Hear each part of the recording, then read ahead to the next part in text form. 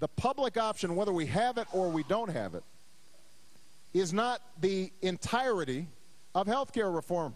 This is just one sliver of it, one aspect of it. The fact of the matter is there are not the votes in the United States Senate for the public option. There never have been.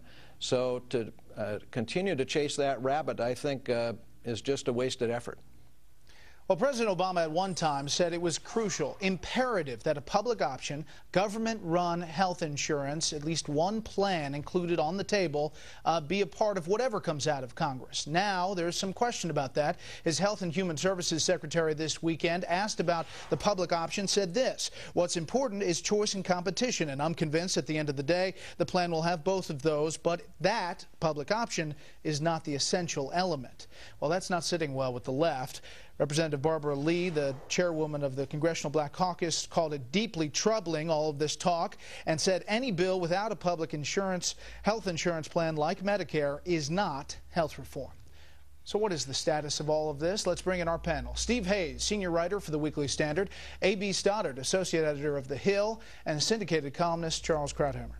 A.B., last week you said they need to get it out on the table and just leave the public option. Is this it? I think it's the White House's way of walking it back. I think they realize they've squandered half of August. I mean, President Obama has held town halls defending what is basically indefensible within his party in many purple states and many conservative districts that Democrats won from Republicans. And he's actually lost a lot of time. The problem is the House leadership is going to stick with this plan. From my conversations today, they have more liberals than conservatives. They are going to hope that they can come back and pass a bill on the House floor that contains the public option, knowing it's not going to make it into the law. Ultimately, I think President Obama should have done what he and his administration did this weekend, though, sooner. So is this a cat and mouse game, Charles, with semantics? Are we just seeing the end result now, that they're going to eventually pull it off the table? It's a full retreat. Look, Obama had wanted the public option a lot because it is the road to a government-run system, which is what in his heart he wants. And he wanted to have planted it in his presidency. It wouldn't have become government-run till the very end. It wouldn't have had its major effect until perhaps after his presidency, but he would have been known as the father of national health care. But he's not going to get it, and he knows it.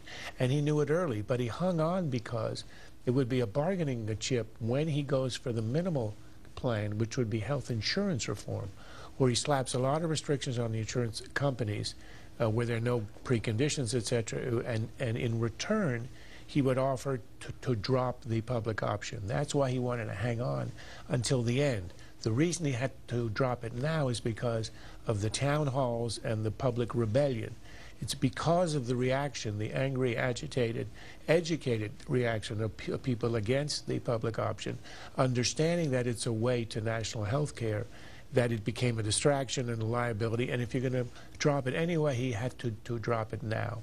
But it takes away his leverage in negotiations at the end with the insurance companies. Steve? Well, I don't agree with Charles that, if I'm understanding him correctly, that sort of he knew that he was going to have to drop this and he saved it to be a bargaining chip. I think that he said declaratively, this must be in the bill. We want this in the bill, as recently as about a month ago. And I think he did that because he may have had in the back of his mind this idea that it could be a bargaining chip, but I think he really did it because he really wanted it, and he thought that he could get it because he's Barack Obama. His polls were high. They had started to slip, but they hadn't sort of tanked the way that we've seen them do really in the past 6 weeks. I think he's in a tough spot right now with the left of his party protesting and protesting loudly, as we saw earlier in the show, and realists, I think, like Senator Conrad, saying, look, there just aren't the votes to do this. A.B., when you go ahead, respond if you want to. I just want to say, look, as long as it was in Congress and behind closed doors and in negotiations, he could have hung on until the end. It's when it became, when Congress adjourned and all of this exploded in the public and it became a national issue and a huge liability and a drag on his own popularity, that's when he understood it had to go. And yet he hung on for a couple of weeks, longer than he should have, until he understood he had to cut his losses, because it was destroying the rest of the plan. When you have the left, A.B., coming out and saying, if the public option is not there, that this is not health care reform, This isn't reform. Howard Dean, you have Representative Lee, you have others who are out there now with very declarative statements. Whatever comes out of Congress, and if he signs something and it actually gets passed, will it be less of a victory for this White House?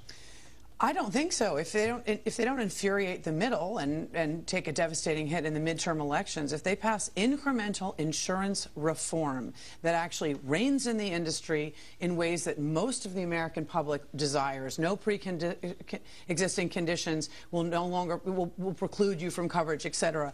More portability if you lose your job. Every one of us at this table, if we get a cancer diagnosis and we lose our job, we're in peril in this system today. Everybody knows that.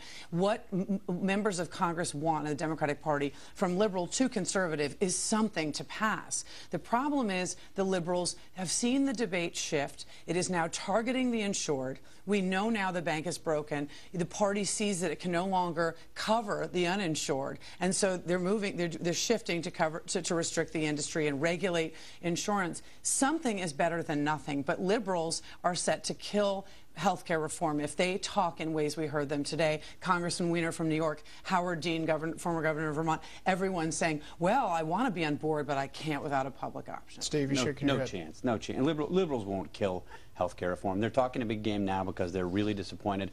The White House, I would say, is still pandering them today. Robert Gibbs, in his gaggle, insisted that there was no change in the language, despite the obvious differences between what they were saying a month ago and what they're saying now.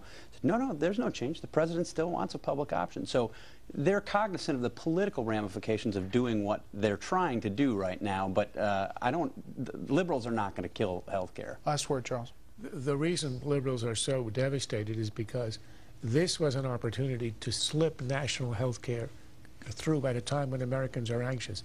If you have the incremental stuff that's going to happen, if you have the health insurance reform where everybody holds on to his insurance and you can't be denied, if that is passed, it's going to eliminate all the anxiety and most of the disappointment with the current system, and that means they will never have national health care. So the left understands that it's now or never, and it's going to be never. President Obama talks about this